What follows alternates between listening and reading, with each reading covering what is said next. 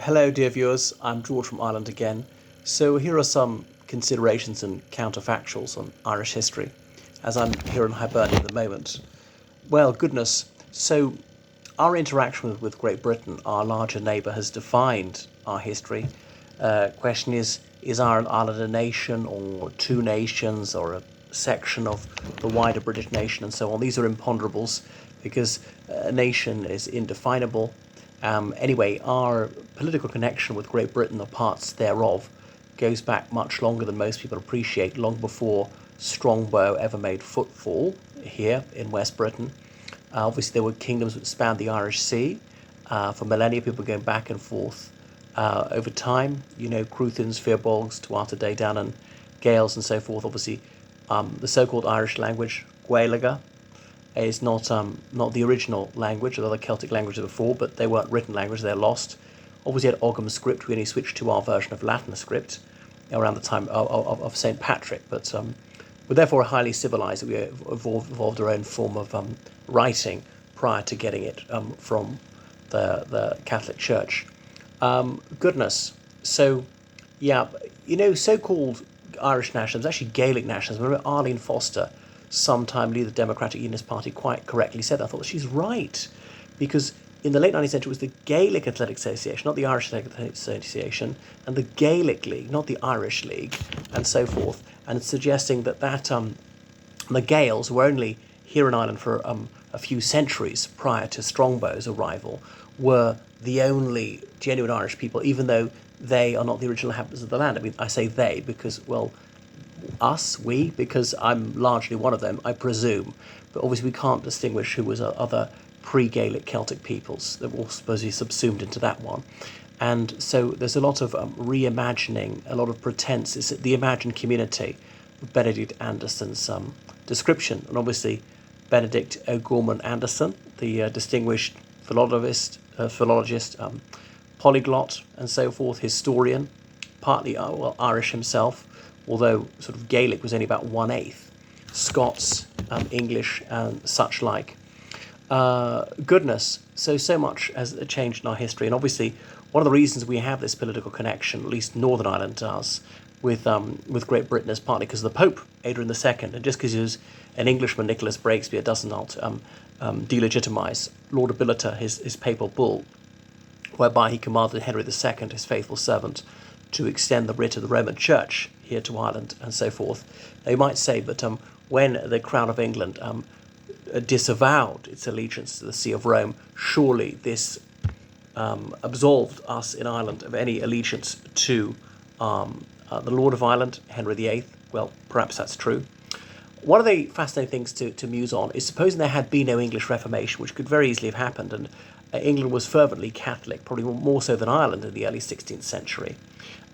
Supposing one of those sons born to Henry VIII of Catherine of Aragon had lived, because there were a few who died in infancy, there would be no English Reformation, because Henry VIII was zealous Roman Catholic. Remember, published his Defence of the Seven Sacraments, actually probably written by Sir Thomas More.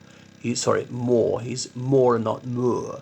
Thomas More is the Irish poet, poet of Irish melodies and so forth. Oft in this stilly night, and let Erin remember, great was Erin in the days of yore, ere her faithless sons betrayed her.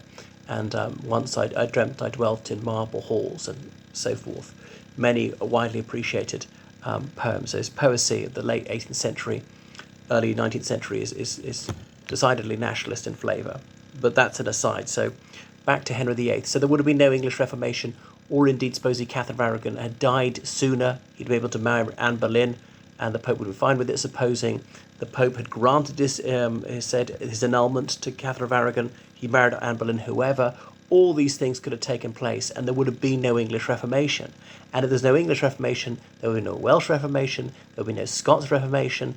The Reformation in Ireland, limited though it was, wouldn't have been, there would have been no Irish Reformation whatsoever. So rather than having sort of 30% of people in Ireland being Protestants, it would have been 0%. And then one of the bones of contentions between Great Britain and Ireland wouldn't have been there, and that bifurcation in Irish society wouldn't have been there. Would that be more likely to remain connected to Great Britain, or perhaps even less? because there wouldn't have been maybe that community of people in Ireland, particularly in the north, who had that stronger connection to Great Britain because of their shared Protestantism. I know this religious domination doesn't matter one jot or tittle these days. And, in Great Britain, only about 50% of people call themselves Christian, and often they're Christian in the loosest possible sense. And very few of them have a strong attachment to Protestantism within that, even if they are, Anglican Baptist Church of Scotland. They're quite relaxed about that. Ecumenical, there's no animus towards Catholicism. Goodness, so how different things could have been. Supposing, Home Rule was granted in 1886 or 1893, would it have been a Scotland situation, as we would have stayed like that within the United Kingdom at the longer term, perhaps? And obviously North Britain's position in the United Kingdom is not that rock solid. There's still a significant number of people, maybe 40%, who still want to break up the UK in Scotland. So how different things could have been. My goodness. Suppose we never had any political connection with Great Britain or any part thereof. We presumably still would have been dominated by a baronial class, because, again, this is one of the lamentations of nationalists, say, from the 18th century onwards. Oh, this cruel, rack-rending landlord class. And obviously there's some truth in that, but we would have had that anyway. I mean, obviously, prior to sort of the Cromwellians, the Williamites coming in, we had them anyway. I mean, some of them were the Old English, Anglo-Normans, Cambro-Normans, 12th century arrivals, but we had that amongst our own people. And obviously we had chattel slavery, which was one of the things that the Anglo-Normans abolished, so emancipated some people here in Ireland. So that's the question. Would you rather be in Ireland a slave to a fellow Gael, or would you rather be a free man with under the Anglo-Normans? Surely the latter is preferable. And so it goes on. I mean, obviously I'm not so purblind as to think there were no bad English, Scots or Welsh people in Ireland. Obviously there were some evil ones. And goodness, so, 1798, the United Irishmen, I have some sympathy for them. It would have been better if they'd succeeded. Now, but the situation now is not what it was in 1798. Of course, it'd be better to have a non-sectarian society, greater egalitarianism, although perhaps a non-starter in the 18th century. I mean, obviously, it was modelled on the French Revolution, which certainly didn't manage it and became viciously anti-Catholic. And that's one of the reasons why there was lukewarm Catholic support for 1798, because, of course, in France, the French Republic tried to annihilate Roman Catholicism. Now, admittedly, by 1790, they'd kissed and made up with the Pope. There was New Concordat. But, of course, news was slow to filter through. That was a couple of years earlier, but like a lot of people were illiterate. How many foreign newspapers did they know? But they were often, people's perceptions of foreign countries are decades behind the times, particularly in those days when obviously there's no medium of mass communications. What are my other reflections are, supposing, again, we had never had any link to Great Britain, political link, inevitably, geography being what it was, we're going to have some economic link.